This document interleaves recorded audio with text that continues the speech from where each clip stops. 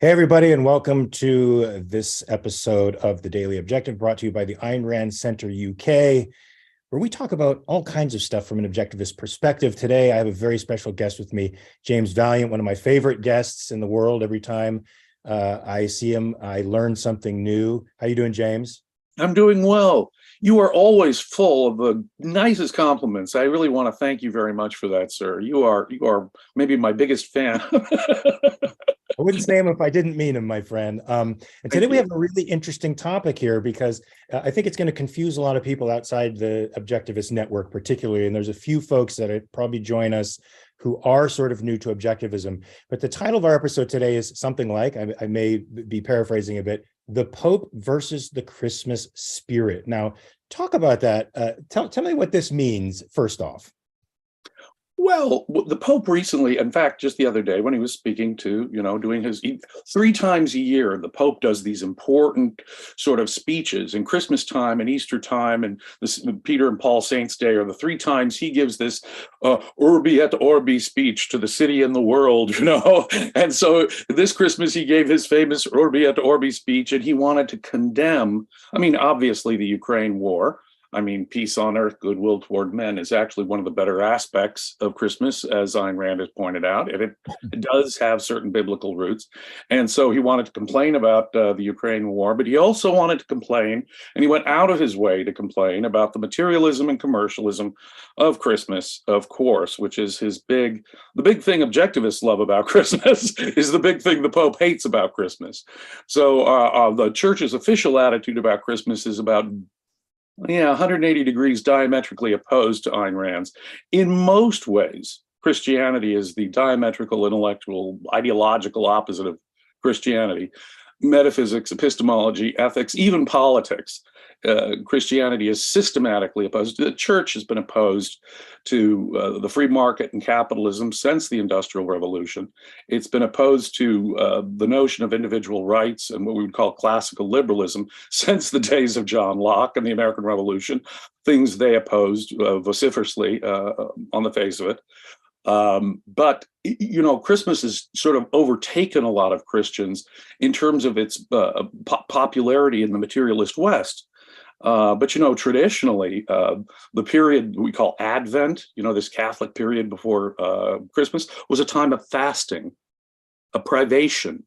It was not a time of material abundance or enjoyment. And it was, so when we get to the Christmas feast, so it's like Lent before Easter, right? You give up something for Lent and you go through periodic fasting so that at Easter or Christmas, we have a feast, but it's a feast only to break the starvation, the voluntary starvation that good Christians were putting themselves through in the weeks prior to these things. So yeah, the Pope, of course, believes that your happiness, any enjoyment of a holiday, has to be on mortgage to the suffering of anyone else in the world. How dare you enjoy yourself so long as there's any kind of suffering that exists on this planet, the focus on the poor and the needy has always been the focus. It's funny because, most of us, even secular folks in the West, consider Christmas to be a Christian holiday, but it seems to be a much more complicated holiday than people know it, right? If you're listening to Fox News and the religious conservatives, it's about celebrating the birth of Jesus, and it's just rich with all this religious phenomenon. But for us, it's a commercial, not only a commercial venture for us, but also a secular means of expressing your love and appreciation for the people around you. Now, can you tell us a little bit about, say, I think objectivists have a slightly different take on the history of Christmas, right? We don't necessarily put it in the lap of the Christians. We sort of put it in the lap of someone else. You want to talk about that and contrast it more even with the Catholic perspective? Right. It's really a funny thing. We celebrate Christmas in December. There is really no indication from the nativity stories in the Gospels. In the New Testament, two of the four Gospels, Matthew, Mark, Luke, and John, only two of the four have birth stories of Jesus, Matthew and Luke. And in neither of those nativity stories does it really give us an indication, a clear, objective indication of what season of the year Jesus was born in, much less the day, much less the month. So the Christians were sort of winging it when they were coming up with it's a weird, bizarre, prophetic, why it should be in December answers. But the simplest inference is that, like so many other things, the Catholic Church simply absorbed the pagan holiday that was being celebrated in December. Christianity's main rival back in the Roman Empire, the other religion that it vied with for, competed with for the popular hearts and souls of people in the Roman Empire, was the cult of Sol Invictus, the invincible, the unconquerable sun. And of course, the solar birthday, if you will, is the winter solstice. On the 21st, we had that moment when the sun reaches its lowest ebb in the northern hemisphere, where the earth reaches its furthest point from the sun.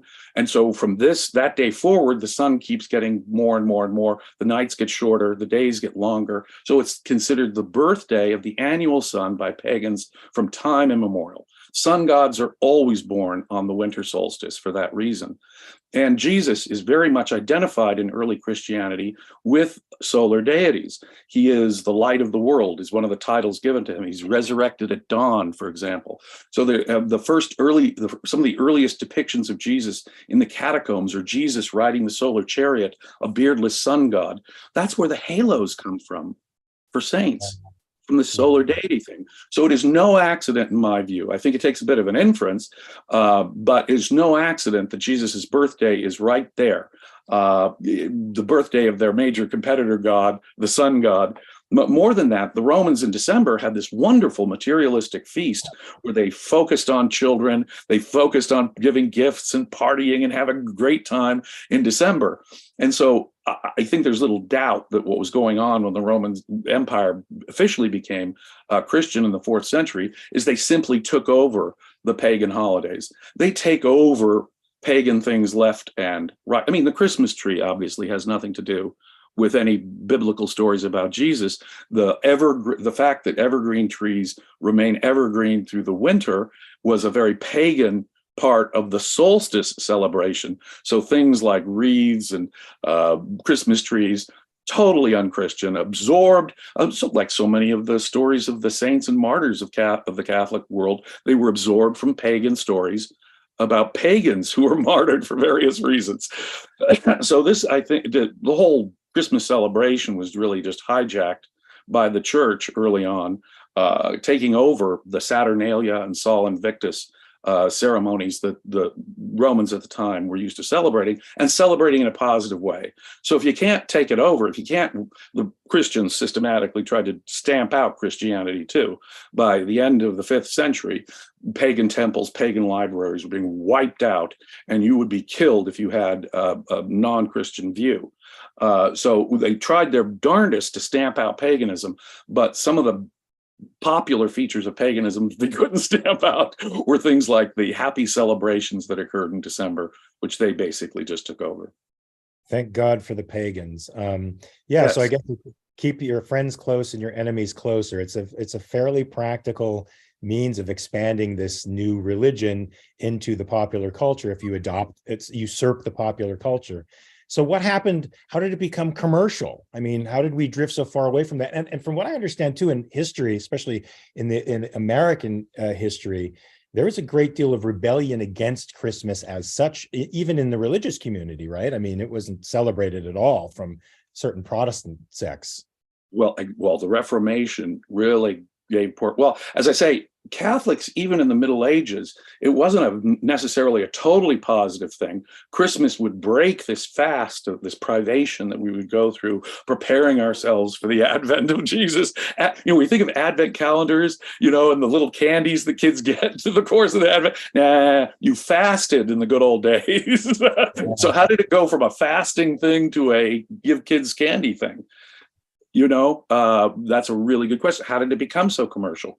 Well, part of it really does have to do with the Reformation. Just as the Protestants came in and thought, well, a lot of the Catholic Church is basing its stuff on pre-Christian paganism. So they began to suspect a lot of stuff. All these graven images, the beautiful art in Catholic Church, the stained glass, the crucifixes, the candles, all that. Protestants in the 1500s got rid of all of that as graven images. They got rid of all these happy feast days, these saint day celebrations, got to get rid of all those.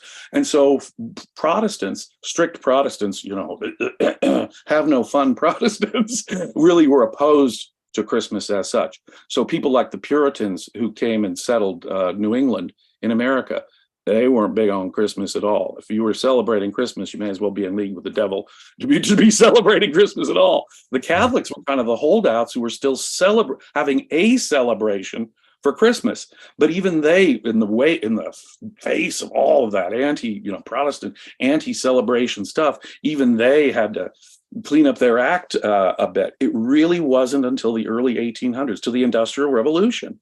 It was in England and in America where they were experiencing general prosperity for the first time. The Pope hates all this commercialism.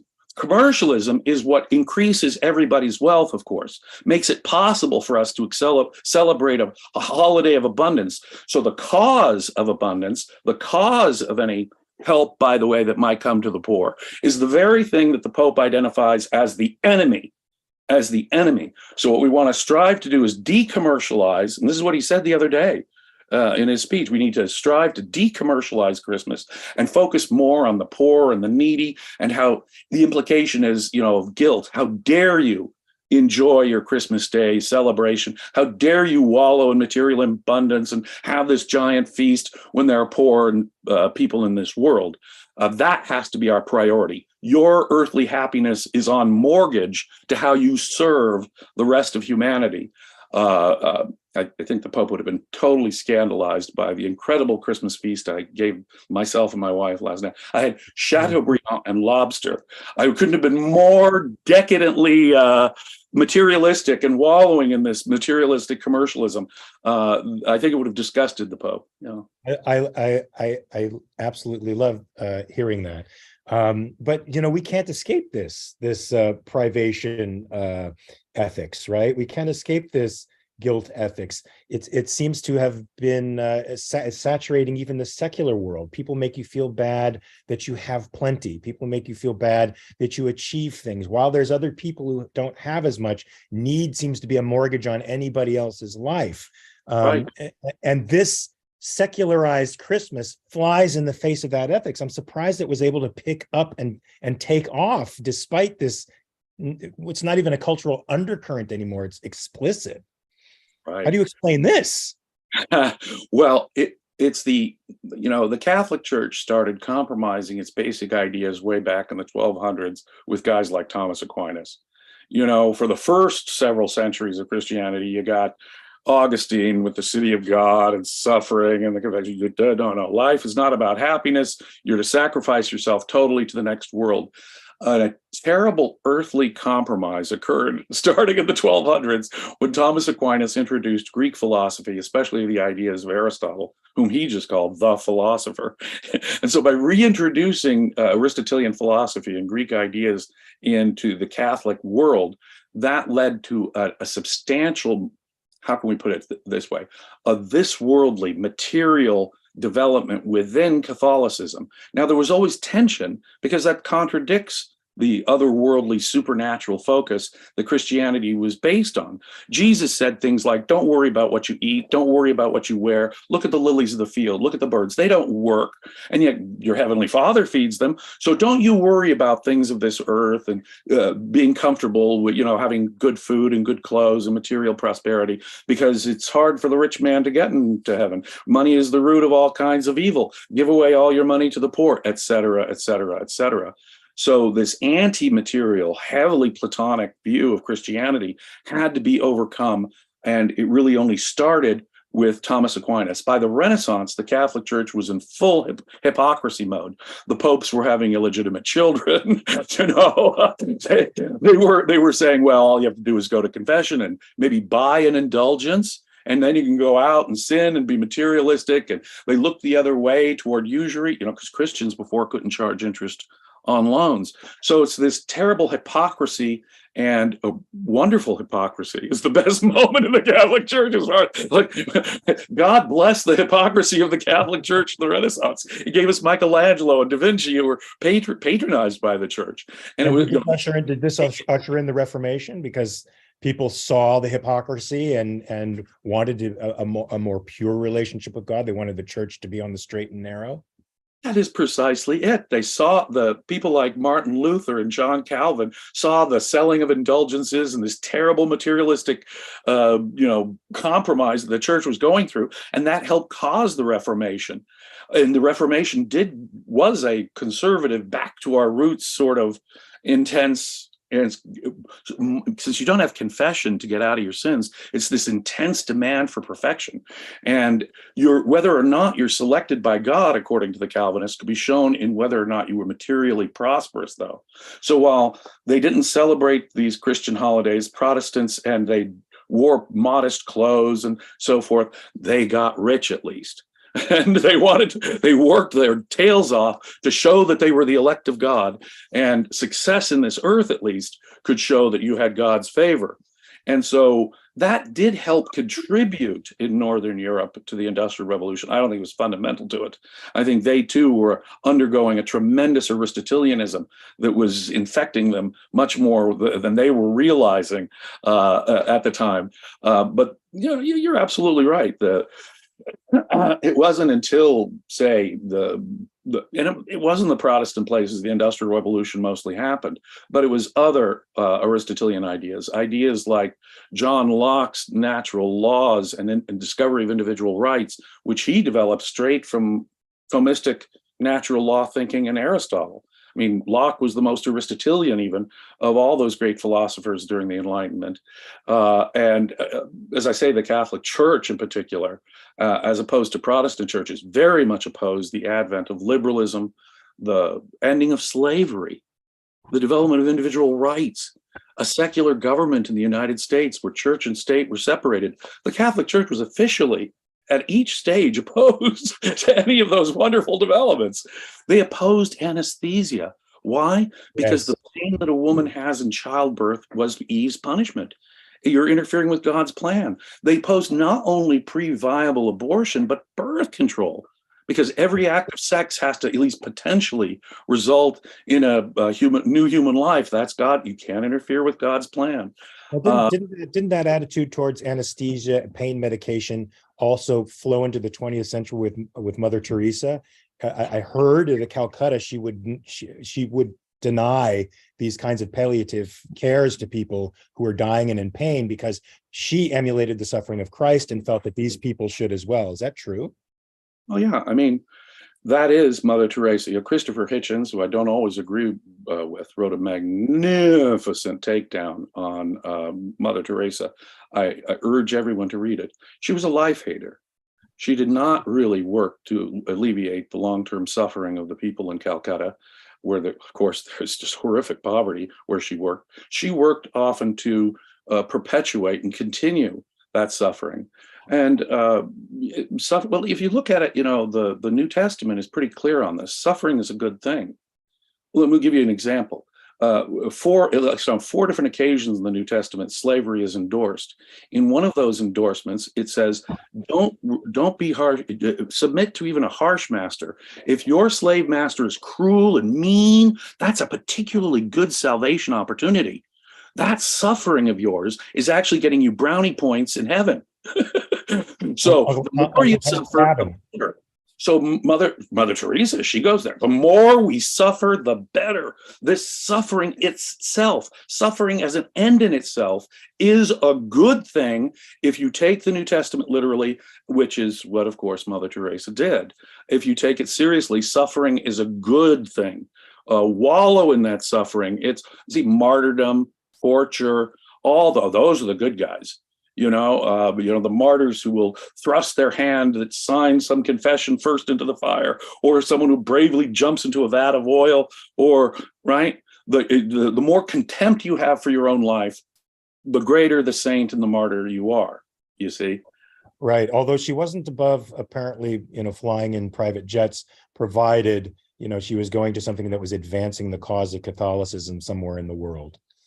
So I guess the only excuse for technology and material comfort is so that we can help, foster, encourage, and promote privation and poverty and suffering, because suffering itself is this wonderful salvation opportunity. Our life here on earth is really just a veil of tears. This is a test. And we have to really resist anything that might make our lives good. So monks and nuns and priests for the last 1,000 years, at least, take vows of celibacy and poverty. They would ritually, in the Middle Ages, they would ritually whip themselves on the back until they're bloody. And these guys were the rock stars of the time. Young men would take off their shirts, whip themselves bloody, and walk through the streets of town while all the young girls were, how sexy and marvelous that these guys are attacking their own bodies to the point that they're bloody. There was a weird kind of S&M kind of sexual thing going on there, as far as I could see. But it's anti-life, pro-pain, pro-suffering. If you don't have a little suffering, if you don't sacrifice, this is why we want you to go out to soup kitchens on Christmas. It can't just be fun, a materialistic celebration of the love of your friends and family and exchanging presents and throwing party. No. You have to pay for that, my brother. You have to pay for that by working in a soup kitchen, going to the black hole of Calcutta, you name it. And that's the only worthy kind of pay. Then we'll maybe let you get away with a little happiness, so long as you go to confession next day and say, hey, maybe I enjoyed myself too much yesterday. I mean, this is a little off topic, but it seems to me that the popularity of a Jordan Peterson is that he appeals to that aspect of almost everybody in the culture that believes suffering is just not only part of life, but it defines life. Right. To give people the mystical, philosophical means of dealing with that. That's it. I have questions for you, but I have some super chats here that I have to get to. Jonathan Honig with 1999 says, happy birthday to Rosie Ginsburg. Is it Rosie's birthday?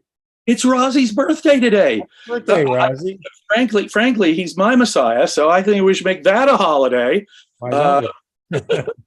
Today is also St. Stephen's Day. It is also Greg Salmieri's birthday.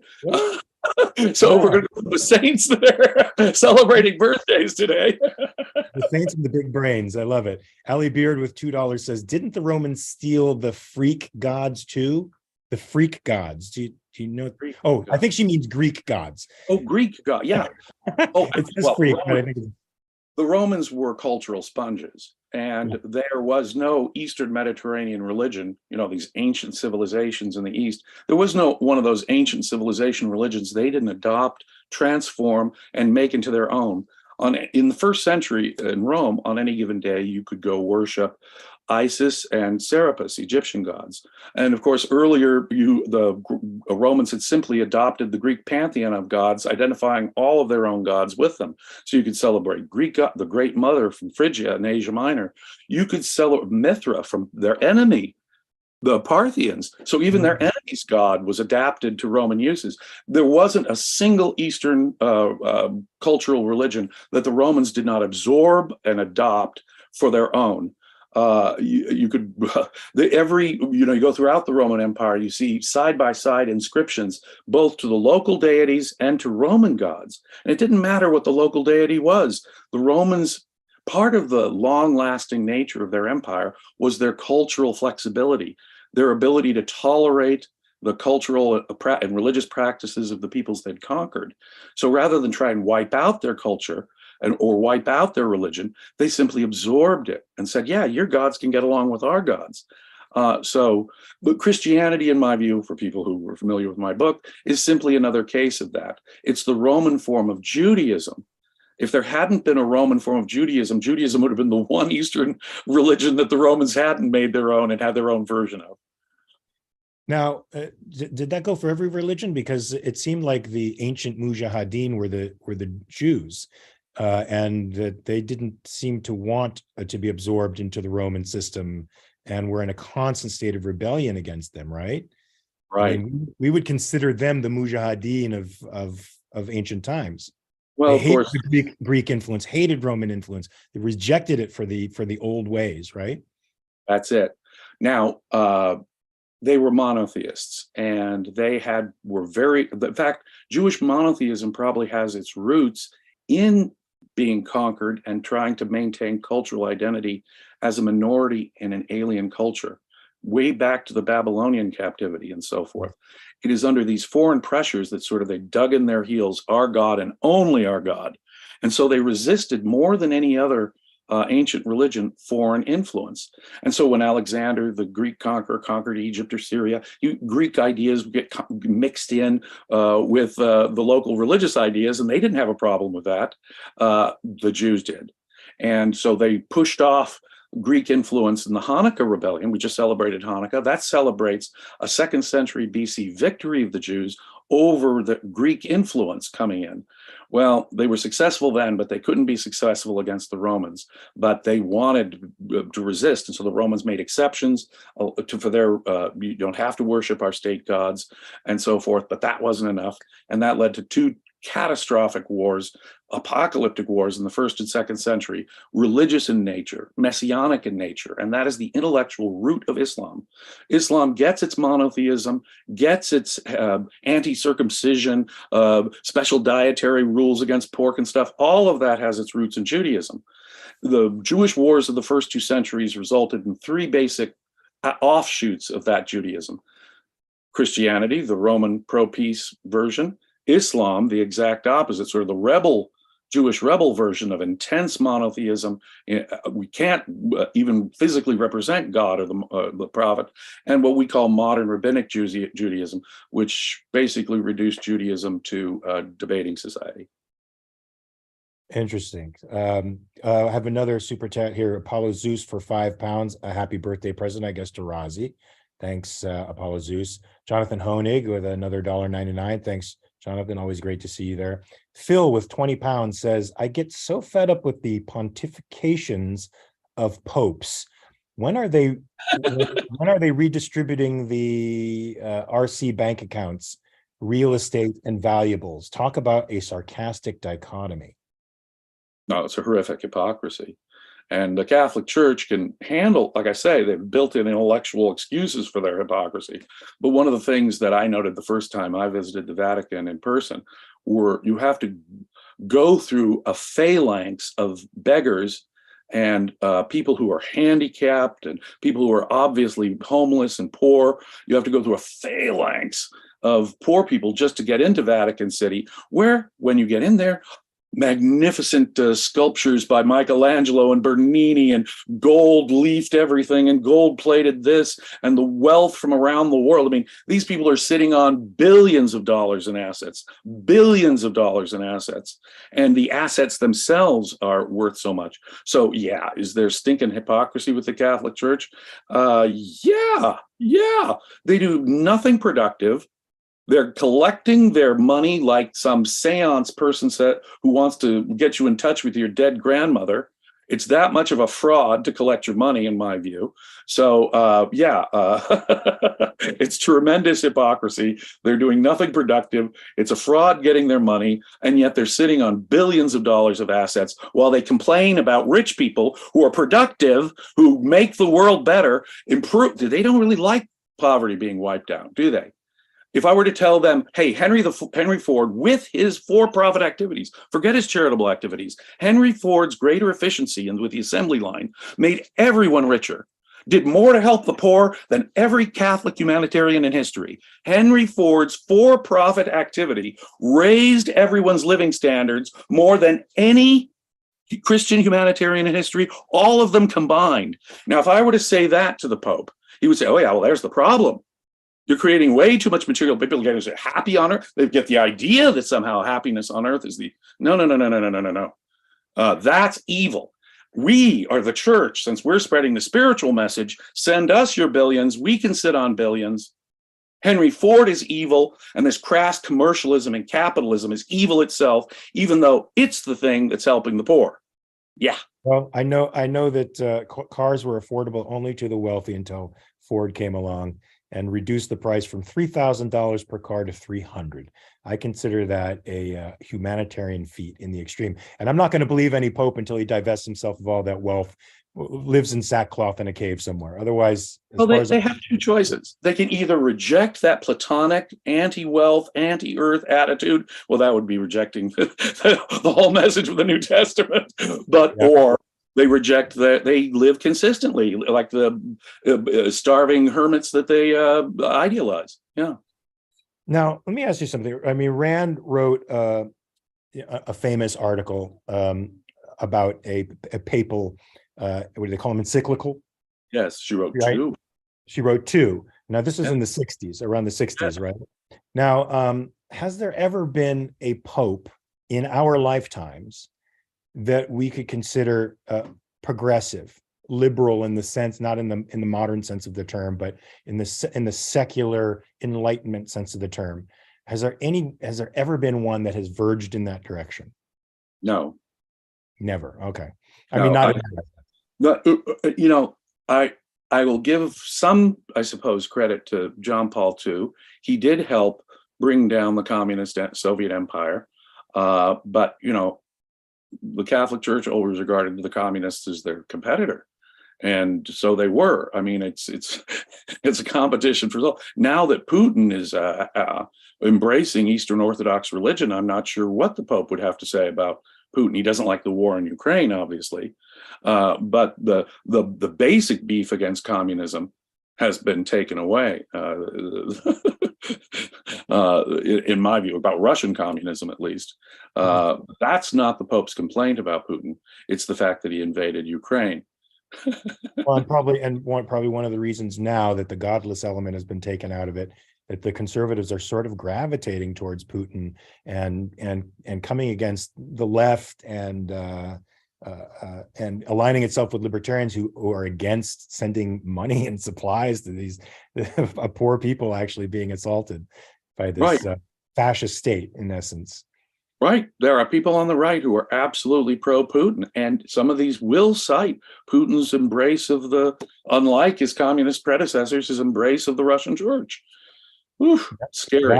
That and the cat in Budapest in Hungary. It's like the right is coalescing around these fascistic, authoritarian strongmen because they are for tradition, qua tradition. And that is a scary thing. I feel like we're in the sort of, I know this is off topic a little bit, but I feel like we're in the 30s again, to be honest with you. It's a struggle between two variants of socialism. We're getting the communist creeps on one side and the fascist creeps on the other. 30s, yeah, just kind of feel like the Spanish Civil War, doesn't it? You've got the communists on one side, you've got the old-fashioned fascists on the other side, motivated by nationalism or religion, right?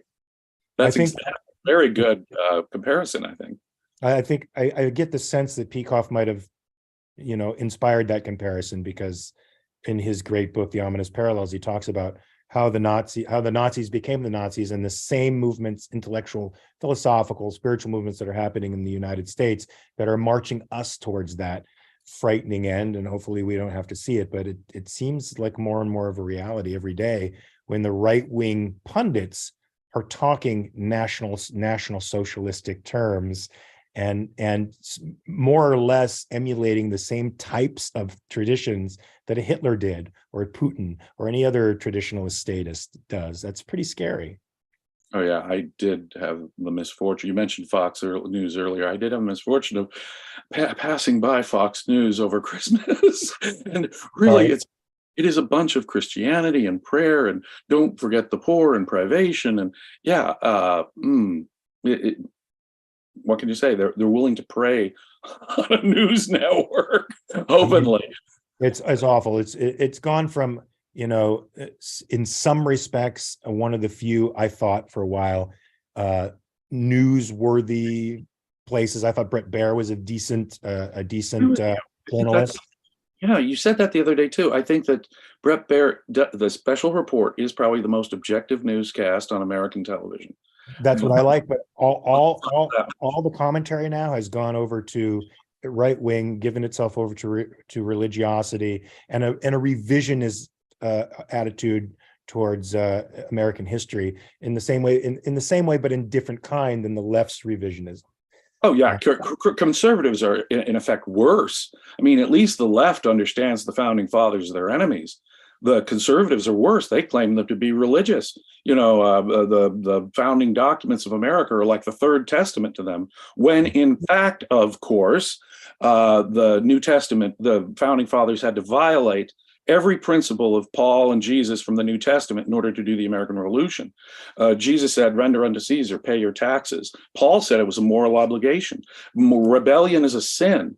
Obey the government. Romans 13, look it up, folks. Obey the government as God's appointed agents on earth. You may not rebel. And this is back in the first century when no one was voting for their leaders either. There was slavery. The rebellion is a sin. Obey the state and the Roman state in the time of Nero and Caligula. So Jesus befriended tax collectors, et cetera, et cetera, et cetera.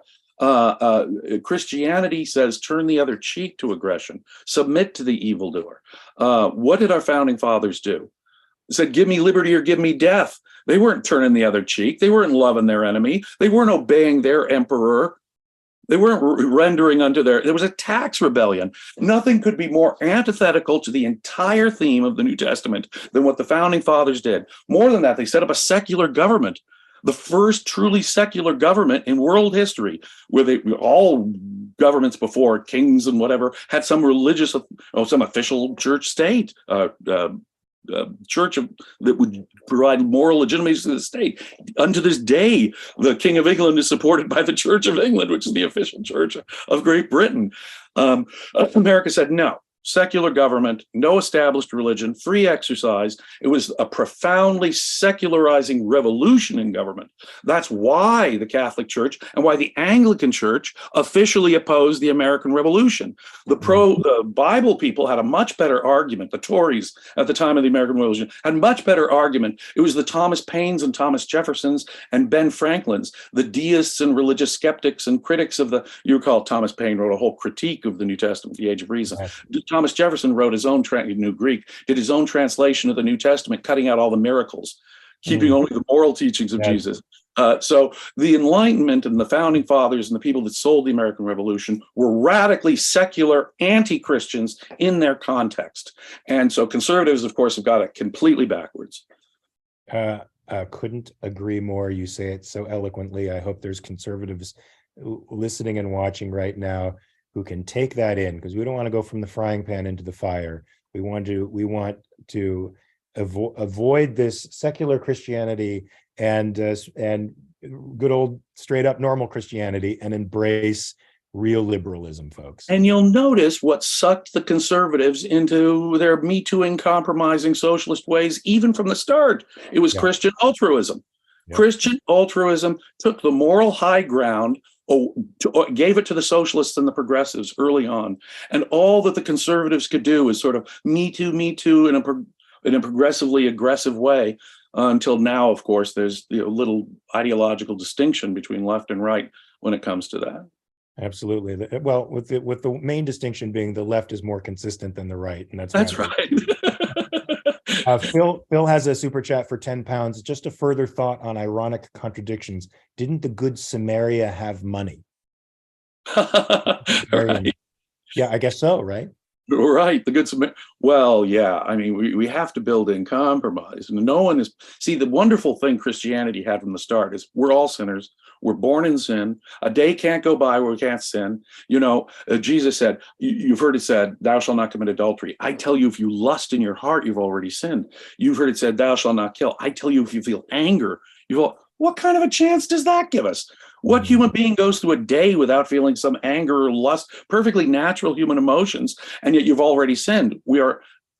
Perfection is impossible. Living up to this ethics is impossible. Compromise is built in. So I guess we can put up with rich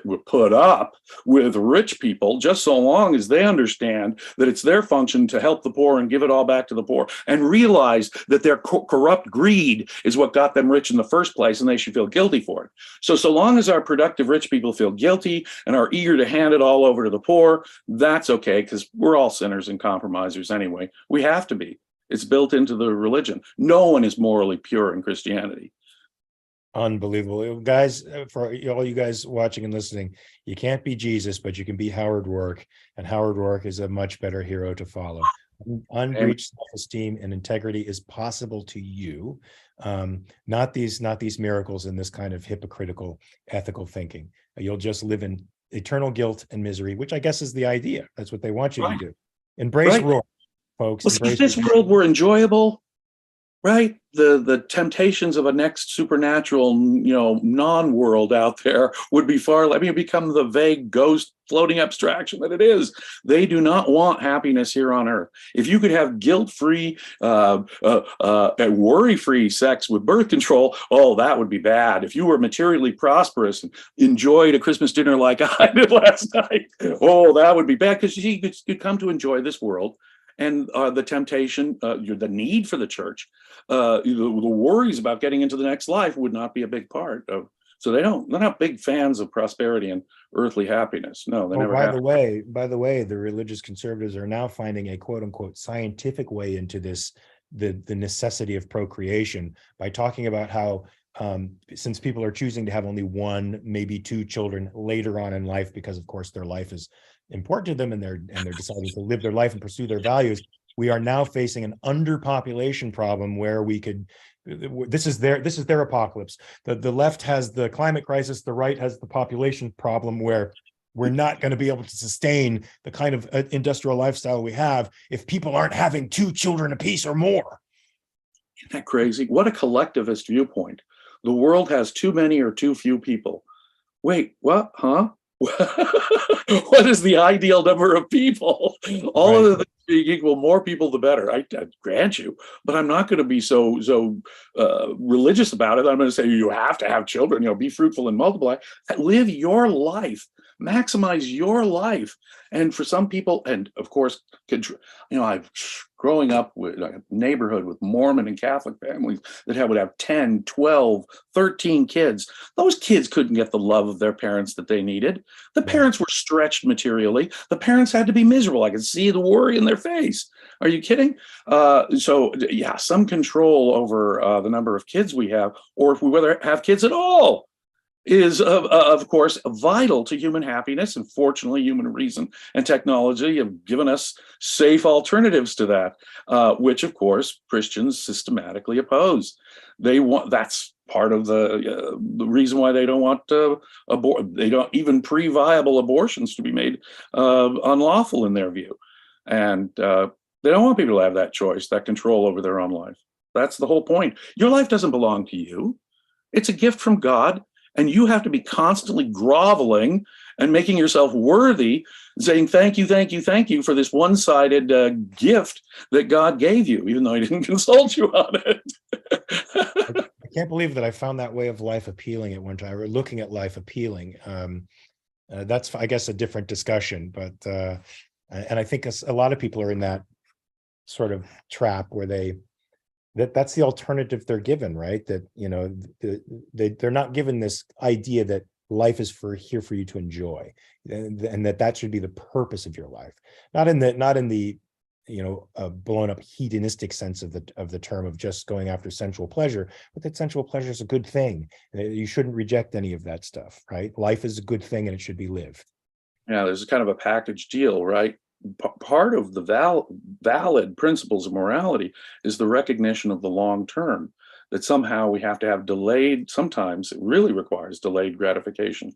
To achieve great values requires great effort, sometimes great discipline, sometimes over years and years. But that's, causality, not duty, as Ayn Rand said. But they'll conflate that with a package deal. See, the discipline that morality sometimes requires. Well, that means giving up your life altogether. They'll smear that in as do one big package ball, of corruption, saying that privation as such shows your nobility. So if you're a monk or a nun who takes a vow of celibacy and poverty and lives away from community and shuts up and never even expresses your opinion, well, you're the humble, modest person sacrificing this life for the next. That's the moral ideal for them. So long as monks and nuns are the moral ideal, and of course, it's perfectly consistent. It's hostile to life on earth. But so long as that's the case, and it must be by the nature of the Christian religion. That's what it's based on. It is a formula for human misery. Must be. They must forever oppose capitalism. Never will a Christian, a real Christian, ever be a consistent advocate of capitalism. Just can't happen. Just can't happen. It requires a respect for individual rights, a love of this earth, a love for the possibilities of this earth, and going for the best and most in this world. The very thing Jesus said, don't do. Sacrifice this whole life for the next. Don't worry about what you eat. Don't worry about what you wear. Don't worry about working. Give away all your money to the poor. And if you're so lucky as to be martyred for the cause, you see, death is the goal of Christianity, not life on earth. Wow. I mean, Daniel, I hope you catch about 1 billion of those phrases. You can use them for a little snaps of this show. There's tons of ads in there, I think. Well, James, as usual, this has been very stimulating for me. You've made my morning that much better. It's not morning here, actually, 1:46, but you've made my afternoon a lot better. You've said things in a way that I just feel it opening up doors inside my brain. I really appreciate that. And giving me a new outlook, even though I've been associated with this philosophy for a while. I just feel like I've had a little bit of a rebirth. I hope people out there are feeling the same way. Somebody, with the acumen and knowledge of a James can say that something in such a way as to open up that combination, is a perfect combination in your brain that can give you a sense of epiphany or revelation. That's what I'm feeling today. So that's me. I appreciate you. I want to thank you very much for being on the show today. Thanks, James. I want to see you again. It's been very stimulating. Yes, thank you. I have some announcements here at 7 p.m. UK time. The Briefly Objective premiere with Harry Binswanger on There Is No Such Thing as Anarcho-Capitalism. Thank you, Mr. Binswanger. I can't wait to see that. That's got to be good. It's going to be a good one. At 9 p.m. UK time, HBTV with Harry Binswanger and special guest Gene Maroney. I'm hoping I'm pronouncing that, or Maroney, on goal setting. Yes. So, as usual, something stimulating going on at the Ayn Rand Center UK. There's always something great. Stay tuned. And James, I hope to see you back as soon as possible, my friend. And Merry Christmas. Merry Christmas and a Happy New Year. Yes, likewise. All right, folks. Peace. Peace.